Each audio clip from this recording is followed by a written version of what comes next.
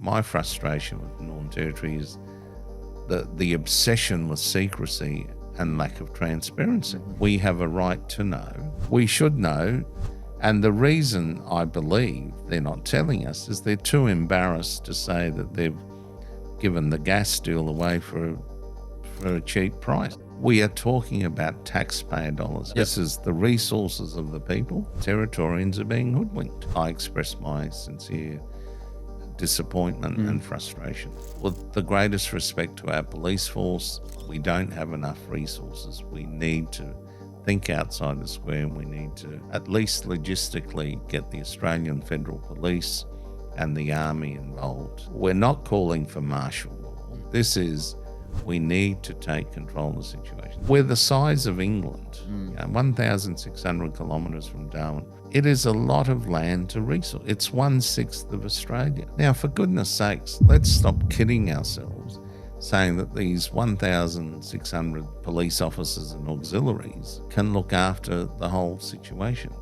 They are under-resourced. The time has come to involve the Army and the Federal Police. Otherwise, we're not going to break this cycle. Hey guys, I just wanted to say thank you to all of our viewers who have subscribed to the podcast. We've managed to improve our subscriber ratio that helps us with the algorithm. If you haven't yet subscribed, hit that button below to get the latest NextGenNorth content. We hope you enjoyed this video. All right, well, Lucio Madarazzo, thanks for joining us on the NextGenNorth podcast. Good morning, Stuart. Good morning to your listeners. So you're the first guest that we've had since we've redone the podcast studio. What do you think? Thank you. Excellent. I have many fond memories in this building. I've being an old Darwin born and bred lad, and also a Cyclone Tracy survivor, and this arcade I've been to many times through my years. And with the corrugated iron, you could almost say we've got a bit of a Cyclone Tracy motif. Absolutely, it certainly has. Yes, it's especially this being the 50th anniversary coming up, and yes, myself and many of my friends will be attending the commemoration next week at East Point at Fanny Bay. Yep, very exciting. Yeah. Well, bittersweet, I should say, isn't it? Yeah, but and. Yeah, happy, grateful that the Prime Minister of Australia has recognised it as the important milestone that it is. Mm-hmm. So. Great. Well, as you said, Lucio, you're Darwin born and bred. You've worked in industrial relations and workplace relations. I think, give or take, over the last decade. Is that? Probably 30 years. 30 years, right? Yes, okay. Yeah. I was reading your LinkedIn bio and I thought it said over the last. I've left out the 20 years with the unions. Okay. Well, there you go. So how do you find yourself in that line of work? Thank you. Look, I actually did an economics degree at Flinders University, which I completed. I came back in Darwin in the mid to late 1980s, worked in the public service. And then there was a job opportunity in the old Federated Clerks Union, which was a moderate right-wing union, not a left-wing union. I thought I'll do this for 12 months in 1990, and I stayed there for 20-odd years. The Federated Clerks Union eventually became the Australian Services Union. Right. I'm very grateful to the union movement. I got a lot of training. Although I haven't done a law degree, they gave me a lot of advocacy training, and I had a lot of cases in the old Australian Industrial Relations Commission, which subsequently became the Fair Work Commission. Yep. And so a lot of it was to do with dealing with industrial relations awards, as they're now known as modern awards, and industrial disputes, and dealing with cases, interpretations of industrial relations instruments, and the unfair dismissals, and this thing called general protections, which is actually a matter in the Fair Work Act. And of course, there's always famous cases that get mentioned in the media. So I started in 1990, so it's a bit over 30 years.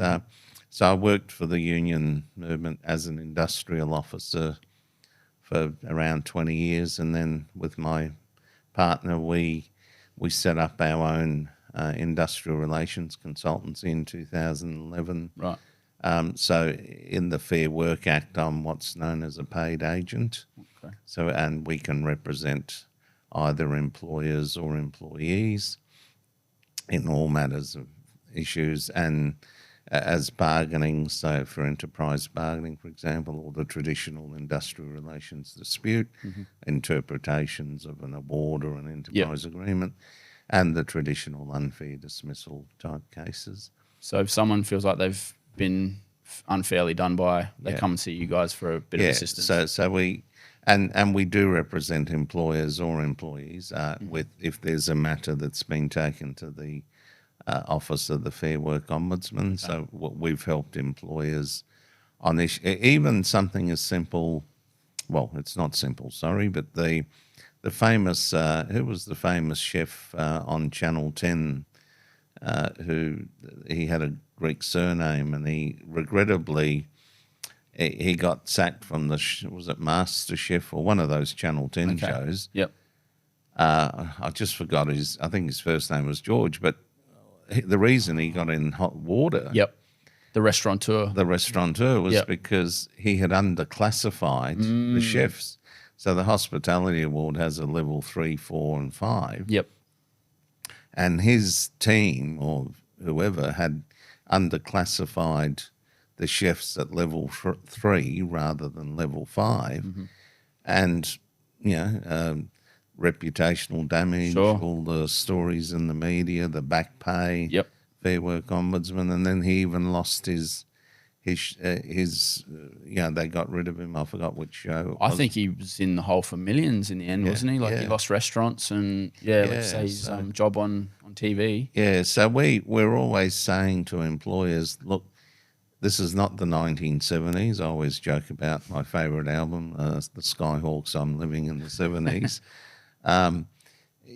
You need to write employment contracts properly, so we're forever assisting employers write proper employment contracts. Yep.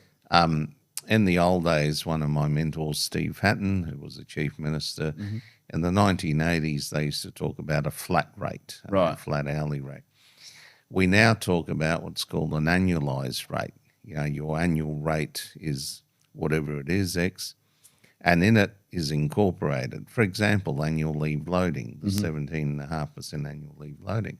So if you say to an employee, you're on $80,000 a year, and you haven't put in the employment contract that incorporates and includes a 17.5% leave loading, then the employee can take the employee to the Fair Work Ombudsman and say, I haven't been paid my 17.5% annual leave loading. Now, these are all small things, but they all add up. They're important. They can catch you sort of unawares, can't they? And under the Act, employees have 6 years to go for back pay.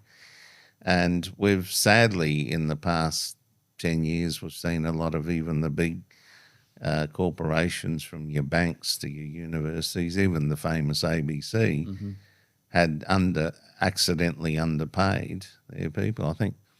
And I think the ABC, I can't remember, but one of the organisations forgot to include the 25% casual loading. Right. They were paying people as a casual and forgot to include the 25% casual loading. Yeah. So we're always doing what we call audit spot checks.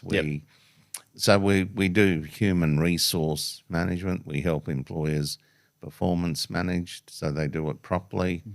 And of course, a lot of employers, especially in small business, want to take shortcuts, and we tell them that there's consequences if you take shortcuts and you leave out a step.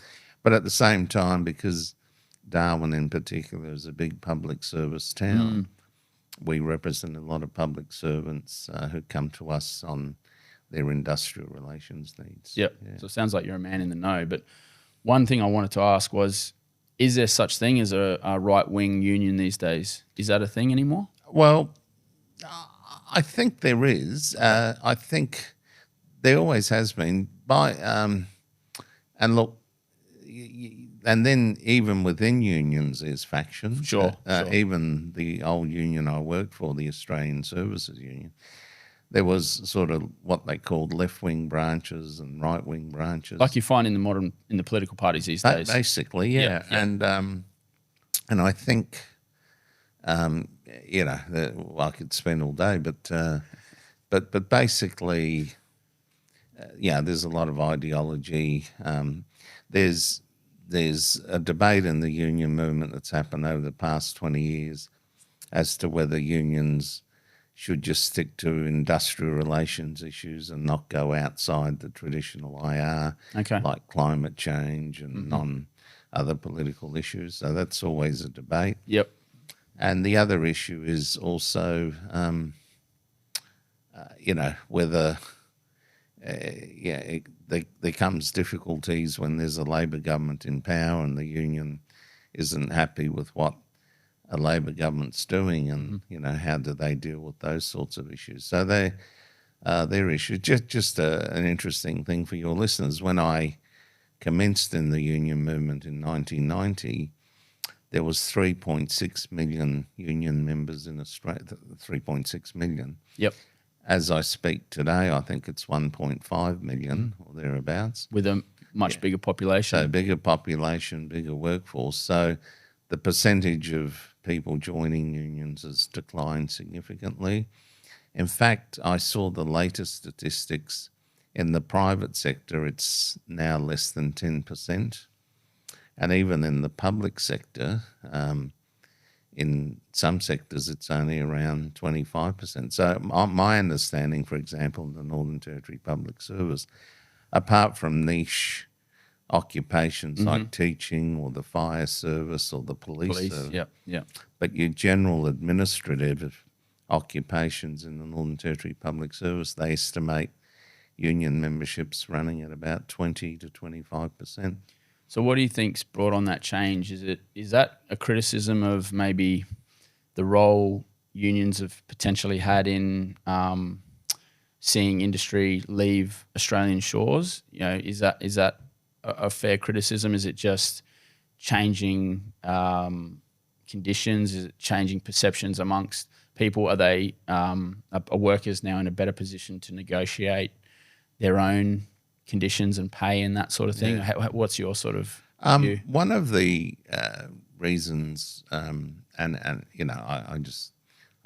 was very grateful to the union I work for, but and this is only a personal view. It's not a criticism because it's a large discussion point.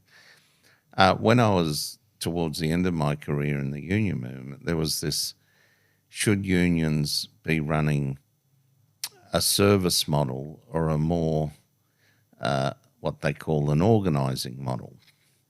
And I think the newer generation of the union movement that came through said, no, we should run what's called an organising model, which is more we give our members membership, we give them the information, and they should self-help themselves as much as possible, because we just don't have the resources to service like we did 30 or 40 years ago. Okay. Now, there's those that say, well, look, there's elements of truth in that, but if you go too far with the what was called the organising model, you will end up spiralling downwards, because at the end of the day, people pay their honour around $1,000 a year through payroll deductions or direct debit, but they do want service. So if you run this sort of, look, here's the information, we don't have the resources, you service yourself, well, I think that's been part of the problem. But a lot of my proponents who would argue against me would say, yes, but your model won't work because we're just stretched to the limit and we can't service every individual union member. So I guess from Bob Hawke's days of the 1970s and 80s, when they had their 3.6 million union members and more resources, more officials, the union resources have halved. And so there's been this debate as to how do we service or provide assistance to the traditional union member worker. And the ACTU there's proponents who'll say, well, no, we've got to have. I couldn't believe they went to America to get ideas. I thought, well, I don't know if they were the best country to go to, but they had this organising model where, look, we provide the information, we have a union delegate, and hopefully, they organise on the ground, which is great in recruiting. But then when there's a dispute and something has to be taken to the tribunal to arbitrate, I was very lucky because I got a lot of training in advocacy. My concern is not just in the Northern Territory but Australia-wide. Your average union official is afraid to go and arbitrate and to the Fair Work Commission. Is that right? Yeah. Now, I'm not talking the experienced industrial officers, but that's some of the criticisms I've heard over the years. And so one of the reasons I went out on my own with my partner was people say, well, I joined the union for the global type issues, the May Day March, the enterprise bargaining and what have you. But if I have an individual problem, then I can go to an industrial relations specialist who can help me, in my time of need, be it a dispute, not just about unfair dismissal, but the traditional, the way they're being treated at work, or the traditional alleged underclassifications and those types of things. Sure. So I just about live in the Fair Work Commission. And so I guess the interesting statistic your listeners would be interested in hearing is about 40 years ago, the majority of disputes in the then Australian Industrial Relations Commissions, workers were represented by unions and employers by the traditional employer association, i.e. the Chamber of Commerce of the Northern Territory, etc. Right. As we speak today, some 40-odd years later, the statistics show that the majority of workers and or employers are not represented by unions or the traditional employer association in the Fair Work Commission. But employers and employees are, let's call it, shopping around. They go off to lawyers or they go to HR or industrial relations practitioners like myself, and they're prepared to pay in their time of need for, individual type services. So there's a lot of paid agents like myself Australia-wide, and a lot of lawyers I've noticed, unlike 40-odd years ago, there's more lawyers representing either employees or employers in Fair Work Commission matters. So that's an interesting thing that's happened over. Is that because employment law is more complicated now as well? Like, I don't know. It's, you talked about living in the 70s and kind of alluding to it being a bit of a free-for-all. Are things more complicated for employers and employees now? Is it with industrial relations law? I'd say there's an element of that, but I think the consumer, and I shouldn't use it, but I will, because at the end of the day, an employer, be they a small business or a big corporation, and your employee, in effect, are a consumer, and they're saying, well, the model of 40 or 50 years ago was if you had an HR or IR dispute, you went to a union. The view now, and especially amongst younger people, is, well, no, I'll shop around. Right. The union is one option. I could go to an employment specialist law firm. Now, a lot of law firms, have probably priced themselves out of the market for employees.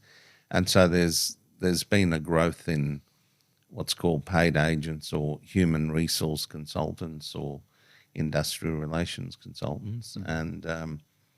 And so I think it's just consumers have changed the way they see things. The other thing, the traditional union officials who are my proponents will argue was, look, back 50 years ago, there was a bigger manufacturing sector. Right.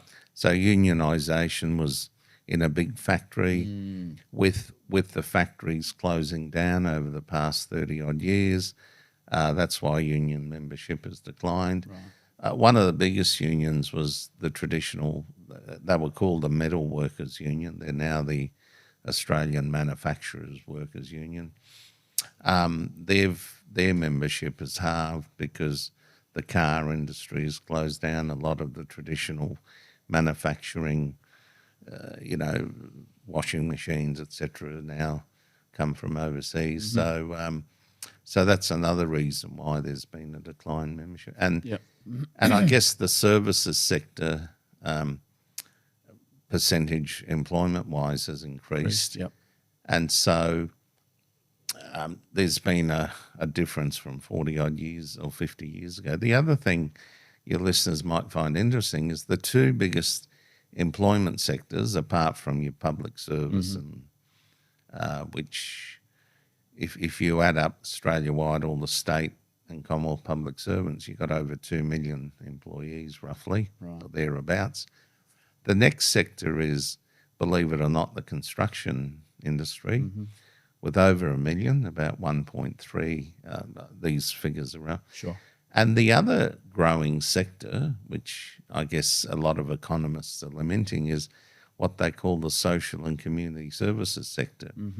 The welfare, the caring, Is that brought about by the NDIS as well, the growth in that? I think so. So the NDIS, the federal government of around 10 or so years ago brought that in because there's a greater percentage of an ageing population that needs care and the like. And so I guess these are just factors from compared to 40 or 50 years ago. They're just some interesting dynamics as to why I think union membership's declined. And I think, unlike years ago, people joined a union and sort of stayed in the union throughout their employment career. People tend to join, when they have a problem, and then when they're happy, they don't join the union anymore. And then if something flares up 10 years later. But I think they've got more choice now than they had 40 or 50 years ago. That's my view on it all, and having seen things over the years. You've been fairly outspoken about the things we get wrong with our public service. Can you tell us a little bit about maybe some of the main things there that you think are important, some of the major problems, and maybe some of the remedies to those problems? Thank you. Yeah, look, I've been writing letters to the editor, talking to all sides of Northern Territory politics, and my frustration as a industrial relations practitioner is, and you've had other guests on your show here who've talked about, now, we can look at this from an economics point of view. After Cyclone Tracy, during the days of your Paul Everinghams, your Marshall Perrins, Steve Hattons, etc., up until the early 2000s or mid-2000s, you had population growth of, sometimes between 10 and up to 20%, the Northern Territory, I mean. And I believe one of the major reasons for that is we had a stable public service.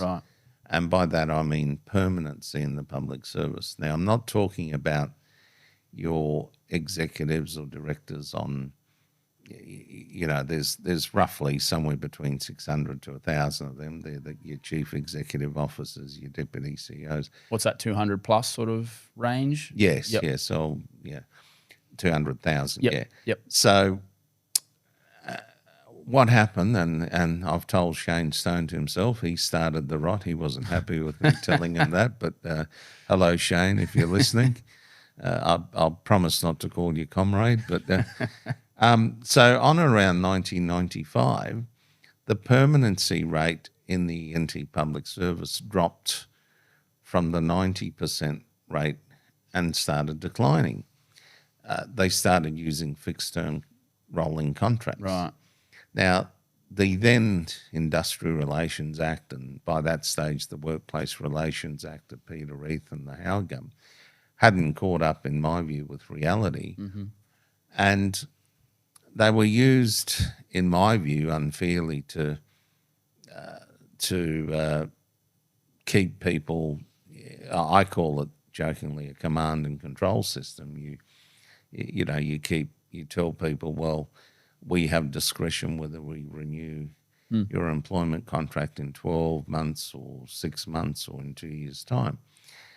And so from even when a Labor government came in with Claire Martin, you thought, the Friends of the Workers, the Labor Party, they would reverse that trend, but no, they didn't. And in fact, as an industrial relations practitioner, the paradox I find that from 2001 to 2024, you've had a Labor government for on around 20 years, and permanency has declined from over 90% in the Northern Territory Public Service down to, it's currently, as I speak today, it's sitting at around 71.5%. Right.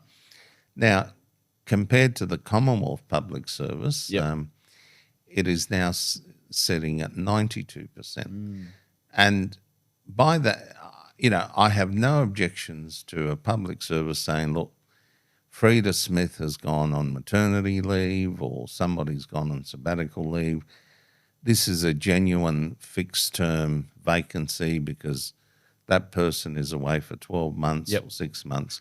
So it's a filling-in role. That person that's left has that entitlement to them as well that they are able to use. Yeah. But you still need someone to do their job. So what's happened is over the past 25, possibly nearly 30 years, is there's been this human resource practice of saying, look, it makes us comfortable. We don't have to be threatened to performance manage. We just put people on a 12-month contract, and then we have sole discretion whether we keep them on or not. Right. And the worker has no unfair dismissal rights. They're vulnerable, and guess what? After the Impex collapse, now we had, we called the Paul Henderson, the Claire Martin, Paul Henderson years when we had Impex. So the population increased because I understand when Impex was at its height, there was 15,000 or thereabouts construction workers. Right. As we talk today, there's on around 2,500, 3,000 if we're lucky. So that's put pressure on our population stagnating. Now, what has also put pressure on our population not growing over the past 10 years at least is this continual use of fixed-term rolling contracts for non-executive public servants. So it's sitting at nearly 1 in every 3 public servants from not in executive levels but non-executive levels are on these rolling fixed-term contracts. I've spoken to nurses, teachers and the like who say, well, I come to the Northern Territory for 12 months. Back home in South Australia, Victoria, New South Wales or Queensland, I've been offered a permanent role. Why would I stay here? And off they go. And so it's not just we don't have a stable workforce. We have, in the past few years, on or around 6,000 to 7,000 public servants leaving the public service every year. Now that's phenomenal. There's no proper accountability in my view. We don't know what the actual recruitment costs are, but they would be significantly high. And I looked at the figures over 20 years ago. There was a smaller public service numbers, and only 2,000 to 3,000 people were leaving the public service. Now we've got a larger number, and nearly 7,000 leaving. That has on-flow effects for economics, real estate. It's no secret that prices of real estate.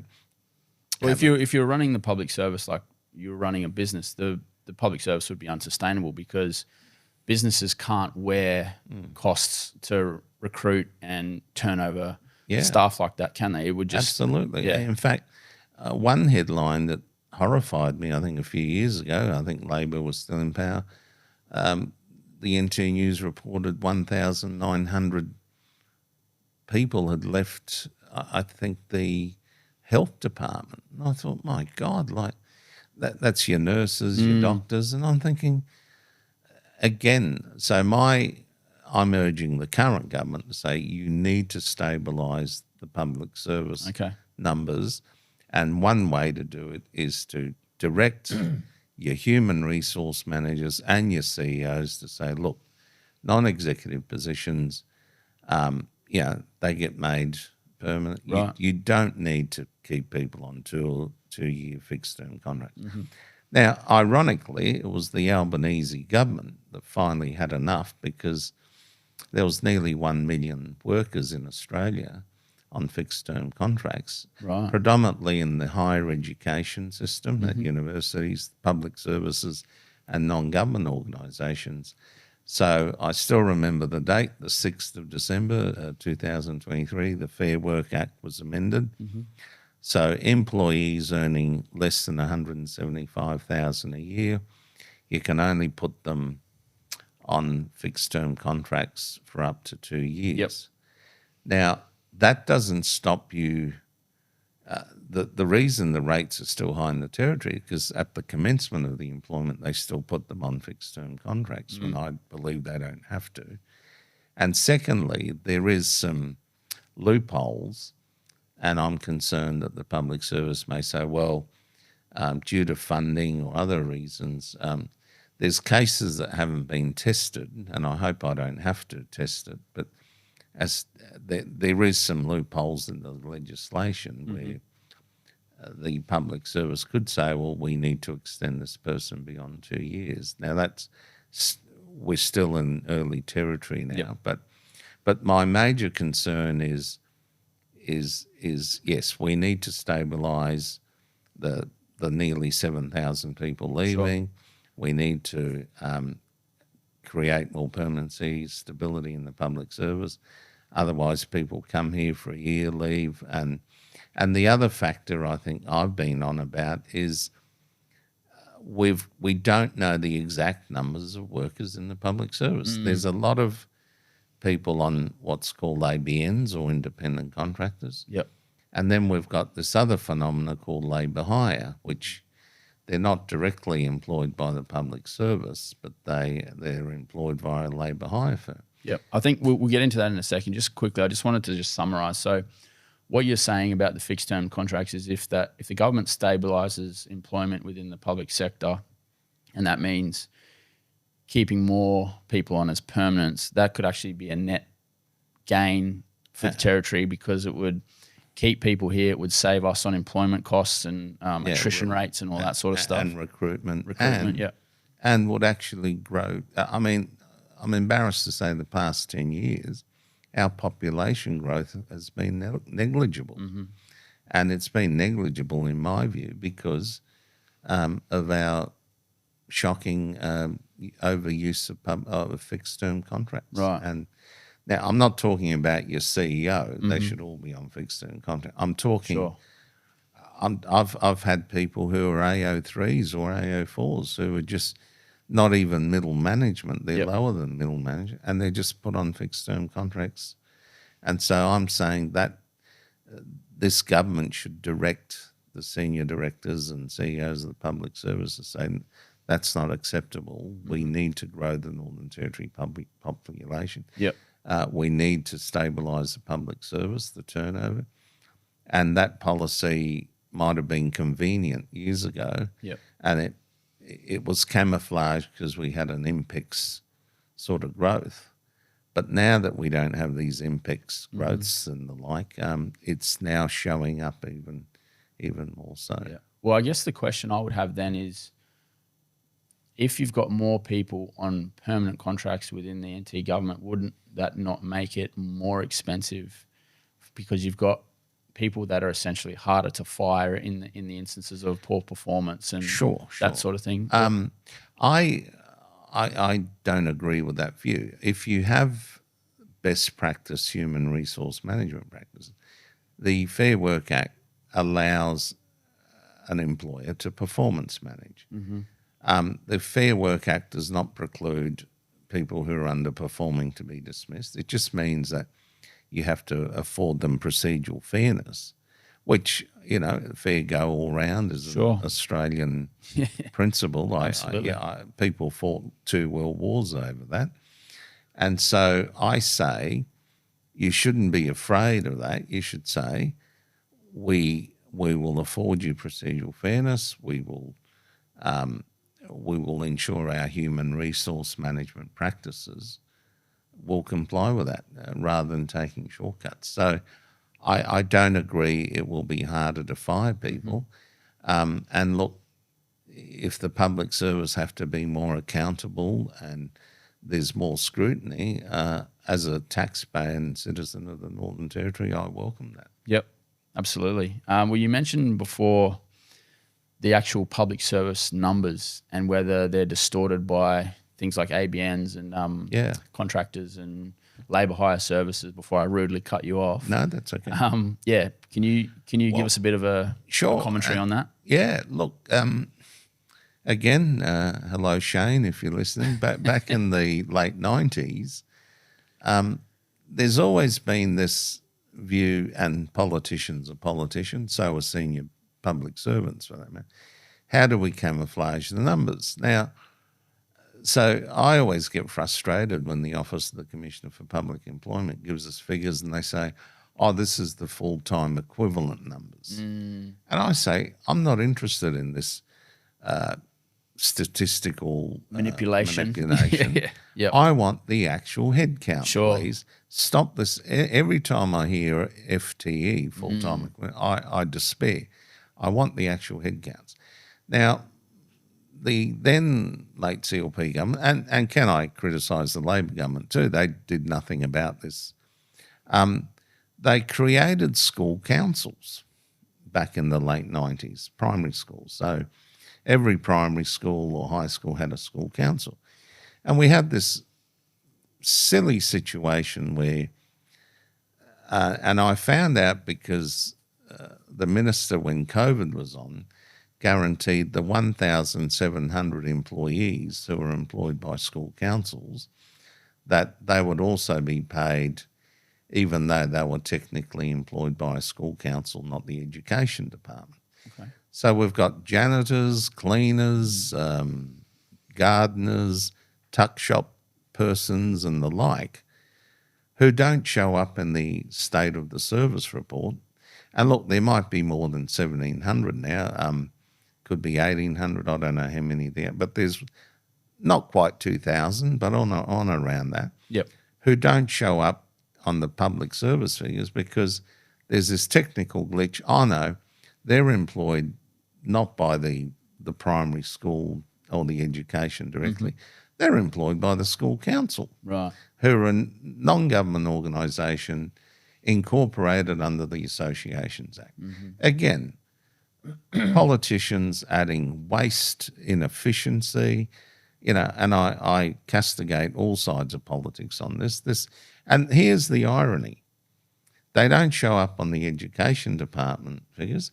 Guess who pays these workers? The education department, right? So these workers, when they go and say, I want my pay slip, it's off to the education department. When they lodge their workers' compensation claim, should they come under the Gallagher-Bassett Northern Territory Public Service Scheme. Right. So we've got false economics here, in my view. Let's get rid of this nonsense of saying these janitors, tuck shop persons and the like are employed by the school council. Get rid of this economic idiocy, in my view, and say they are employed by the education department. That's a very clever way our politicians have tried to camouflage the actual numbers. So when you go and look at the annual report of the education department, which says, I don't know, we got 5,000 employees or thereabouts, they have excluded these, and the figure could be high because I don't know. So there's these 1,700 thereabouts tuck shop people, gardeners, janitors, etc., who are excluded. Right. Then we have no idea in the health department and other departments as to how many nurses or IT people, as I understand, or engineers who are not directly employed by the public service, but they're employed either on an ABN, which is an independent contractor arrangement, or via a labour hire firm. Now, I won't name any of the labour hire firms, but I have had people come to me, I won't name the occupation, and they do work in the public service. They're employed by a labour hire firm interstate. Sure. They tell me they earn on or around, not quite $1,000 a day, and that's not including the cream or the percentage that the labour hire firm earns. So once you include that, that's over $1,000 a day. Now, let's put on our economics hat on. I mean, really, why aren't we directly employing these people? We would be saving money. Right. I mean, no disrespect to the labour hire firm interstate, but do we really need our money pouring out of the Northern Territory, or do we want to keep it in the Northern Territory? And these people are on either a labour hire arrangement, and or so we've got nurses. I've heard stories of in some cases it could even be more than $1,000 up to $2,000 a day. Now and we all know that the budget deficit increased in the 8 years of Labor from under $2 billion to now nearly $11 billion. And if we're not careful, we'll hit the $15 billion ceiling soon. Yep. So I'm calling publicly for a proper audit to be done. Yep. To go through, and do we really need all these independent contractors, individuals, and all these labour hire firms? And can we reduce those numbers? Yep. And or directly employ employees? If we're serious about reducing waste and improving efficiencies, that's one area I think this government should tackle and shouldn't be afraid. And at the moment I sit here and I can't even tell you how many we have, because all the state of the service reports and the Treasury papers don't even tell us. So without these labour unions, just for example, what's broken then in the system that enables labour unions to fill that sort of, void that, the health department may not be able to effectively recruit staff? What's broken there that enables that? Is it a regulatory thing? Is it like a legislative loophole? Is it fixable? Like, is it with the stroke of a pen? I think it is fixable. I mean, firstly, I think, and I challenge the senior bureaucrats, not just in the health department, but probably in other agencies as well, it's a habit. It's easier to go off to a labour hire firm and let them do the work. Yep. Secondly, so I'm saying, no, they're not even saying, well, let's recruit directly. Secondly, for goodness sakes, you've got a problem recruiting nurses and you offer them fixed-term contracts. I mean, you don't have to be an economist like me to work that out. Make them permanent. Yep. They'll stay here too. Heaven forbid, they might buy a house and grow the NT economy. I mean, there's a famous story. A colleague in my social circle said to me, he couldn't understand my argument about fixed-term contracts. He said, "Oh, bloody Lucio and his fixed-term contract." He had an investment property, and the two teachers that lived in there said, "We can't buy your investment property because we're not permanent. We're on fixed-term contract." Right.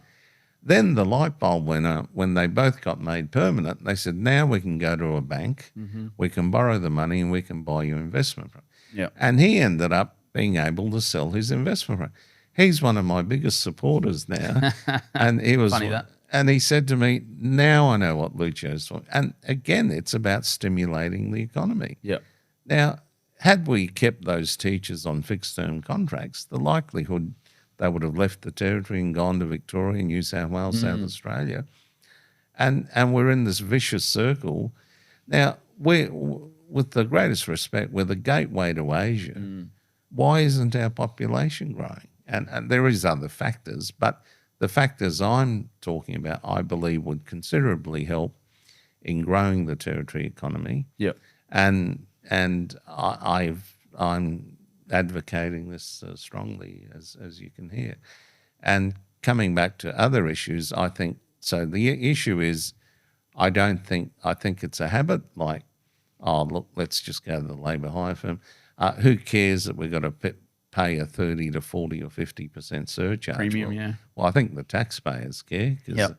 And two, if we had a different human resource management practices, you may find more people would apply. And so I think the government of the day needs to change the culture and the mindset of how the recruitment is being done. Yeah. That's my answer. You mentioned our deficit and our debt just earlier. It seems like we're careening towards, if not default, going to the federal government cap in hand for some kind of bailout. That's right. Is the NT sustainable as it currently stands? Are we able to get ourselves out of this debt without going to the Commonwealth? It just doesn't seem like debt matters anymore, and it's really hard to. I'm a small business owner and know how hard it is out there currently economically. How do you see the lay of the land currently for the NT? Sure.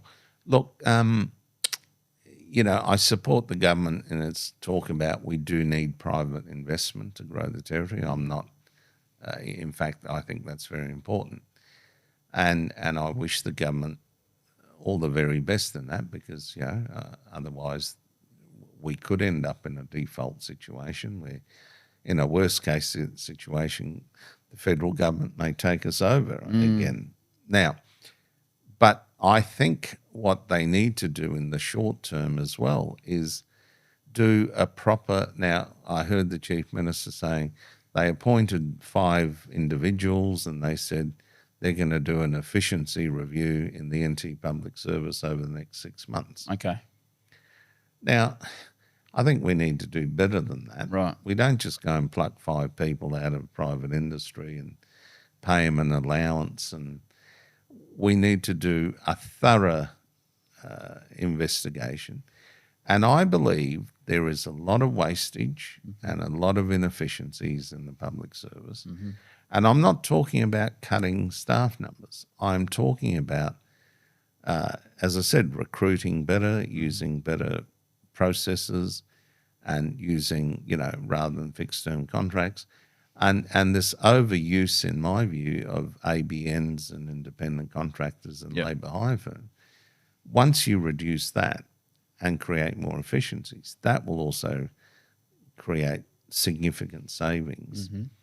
And there's been this culture of, look, nobody's looking, there isn't the thorough transparency and accountability. Let's just do it. I think once you shine the spotlight, and my frustration is, and I wrote a letter to the Auditor General, I think, has to assist in this process I'm talking about to help the government of the day to really get this under control, or the budget will get to deficit to 15 billion, or worse, to 20. Yep. Now, under the Labor years, sadly, the public service growth numbers increased significantly. Pre-COVID to now, there's probably been a 15 to 20% growth in headcount numbers. Right. I get annoyed with this FTE. That's just trying to camouflage things. So I think, now, they'll rightly say, well, we had COVID and we had to employ more people, and the bushfires in the Barkly, and there will always be cyclones and cyclone Marcuses like there was in 2017. And I have no problems with, spikes in those issues. But I think, the Auditor General reported that our wages bill is for the Northern Territory Public Service is 3.11 billion. Staggering. Now that's a wages bill. What about the labour hire and the independent contract? I mean, are we up to 4 or 5 billion? I mean, we need to seriously go back and look at the causes, and I'm confident if we do a proper review, there'll be efficiency and savings, and the wastage that's out there will be reduced. So there is potentially light at the end of the tunnel if we do the right thing. Yeah. So I'm advocating, and look, I'm not suggesting that we don't. I'm not suggesting that we reduce public service numbers like Campbell Newman did in Queensland. What I'm suggesting is, if somebody leaves, there should be reviews as to whether that employment position that somebody has left is required or not. And through that process over a number of years, there could be some savings. Just natural attrition. Yeah. Moving on to our elected politicians. Nicole Manison recently took a job with gas giant Tamboran Resources only 3 months after leaving elected office. Technically, she didn't break any rules, but I guess there's some ethics questions there. I think Michael Gunner sort of did something similar. Maybe Adam Giles did something similar as well with Hancock. How do you sort of see that going forward? Does it erode trust in our elected members and our government? How do you sort of see it? Yeah, excellent question. Look, it's demoralising and morale destructive. People just feel let down, and not on partisan political lines, but just across the board. Sure. And as you've said, there's been people from both sides of politics do it. I believe, in the Nicole Manison thing, she cleverly said, well, I wasn't a minister for the balance of my time. I was in Parliament, I think it was from December 23 till August, and therefore technically I've met the 12-month criteria, which is true. I mean, she has met the guidelines. Yep. So I believe this government needs to review the guidelines, and we need to come in contact with, apply what's applied in the Commonwealth, which I believe do have higher standards. So, we do need to raise the standards, and this, whilst Adam Giles, Nicole Manison, or the like may have not breached the current guidelines, it compared to interstate or the Commonwealth Public Service, they are lower standards and lower guidelines, and I'm advocating for an increase. What would you recommend it be? 2 years? Look, I understand it could even be 3 years in certain circumstances, but at least 2. And the irony is we have to ensure, integrity and probity. And the tragedy, in the Tamboran thing is, I'm an advocate as a Territorian saying my frustration with Northern Territory is the obsession with secrecy and lack of transparency. Now, I don't buy that, the Tamboran gas deal is commercial incompetence. I'm sorry, we are the taxpayers. We have a right to know. In Norway, the government of Norway hits up, the oil companies and the like, and they've got a better living standard in Norway because, that they are contributing. And the idea is, well, they're the people's resources, not just the government. We are the people, as the famous American saying goes. And so this obsession and brainwashing that, this is commercial incompetence, I disagree with it.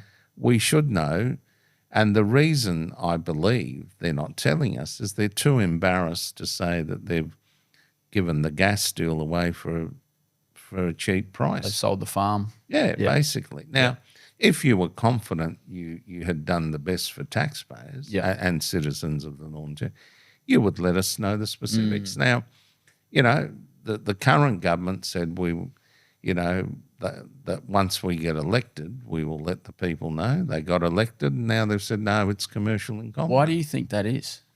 Because it wasn't their decision. They weren't overseeing the negotiations. So why would a new CLP government come in and then not divulge that information? Well, I got to express I'm disappointed in that too, because, again, the principle is the obsession on secrecy and transparency.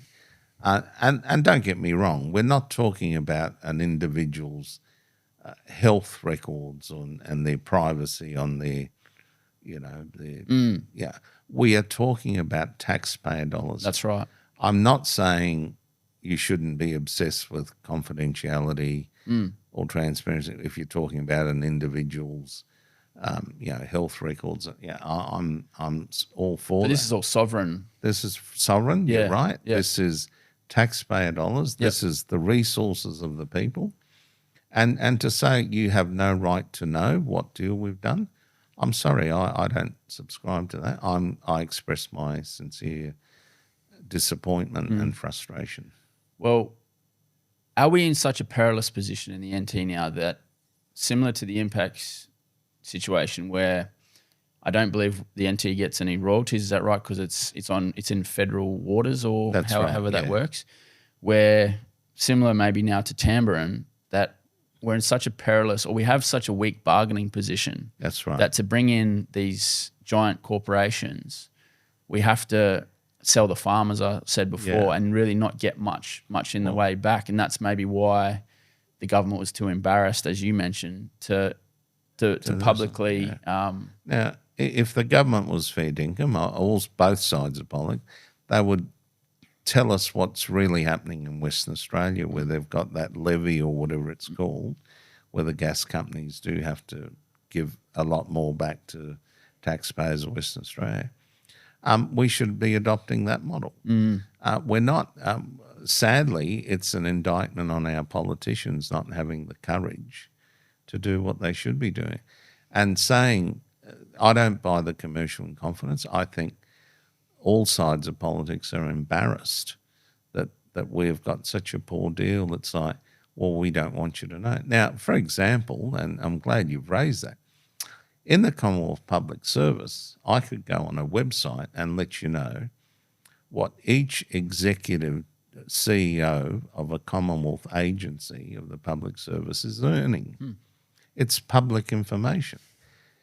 They're paid by the taxpayer, and the taxpayer has to know, is entitled to know how much they're paid. We have nothing similar in the Northern Territory. So, for example, the CEO of any Northern Territory government agency, I mean, I don't buy this argument, it's private and confidential because the CEO is an individual citizen. My response to that is, well, look, you work for the taxpayers. You work. What you earn is public information. Yeah. I don't deny what you earn, but it should be public information. So then, how does the Commonwealth then rationalise that? If the Commonwealth employees can be, their salaries can be publicly found, how do they rationalise that against what the Territory says that being personal information and that type of thing? Well, no. I just think again, Territorians are being hoodwinked. Yep. And I make no apologies to all sides of politics, and I even castigate the Greens because they should be on this bandwagon I'm on. Yep. And at the end of the day, I think it's only through media pressure that we found out, for example, the ICAC commissioner was on $500,000 a year. Now, I'm confident there's executives on significant money. That should be public. Now, even in local government, I cannot believe it is a secret what the CEO of Darwin City Council earns. That should not be a secret. Ratepayers are paying money. That should be on the public record. It's hidden in annual reports. So my point is, the more transparency, the more accountability, we'll get better outcomes. The less transparency, the less accountability, you get lackadaisical approaches, you have shortcuts, and so I'm urging, the current government to, review these issues I mean, and I'm not, this is all about accountability, and it should not be this. They throw the word commercial incompetence around like lolly water. Well, I'm sorry, citizens like me don't buy that. Yeah. Well, you mentioned the new government's performance, I guess, to use an Americanism. How have you found their first 100 days? Look, their parliamentary legislation changes was courageous. I give that to them. But as sadly has shown, I think at the moment, and sadly, I was talking more economics, but we've got to deal with the sad crime rate that has escalated, especially over the past 10 or so years. Now, I understand there's people predominantly in Alice Springs and there's people in Darwin saying, look, with the greatest respect to our police force, we don't have enough resources. We need to think outside the square, and we need to at least logistically get the Australian Federal Police and the Army involved in this process. We're not calling for martial law. This is not some third world martial law issue. This is, we need to take control of the situation. Now, even today, I understand the Northern Territory Police Commissioner said, we have had offers from the Army and the Australian Federal Police, and if we need it, we will access it. Mm-hmm. Now, there's a lot of Territorians who are frustrated saying, I'm sorry, Police Commissioner, we disagree with you. Not if we need it. We do need it. Yeah, we've reached that point already. We've reached that point. Stop pussyfooting around.